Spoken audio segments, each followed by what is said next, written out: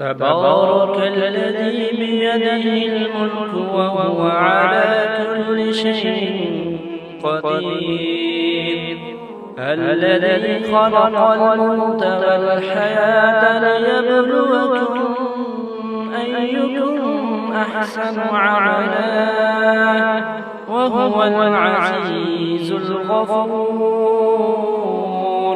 الذي خلق 7 سماوات طباقا ما ترى في خلق الرحمن من تفاوت فارجع البصر هل ترى من فطور ثم ارجع البصر كرتين ينقلب إليك البصر خاسئا وهو حسير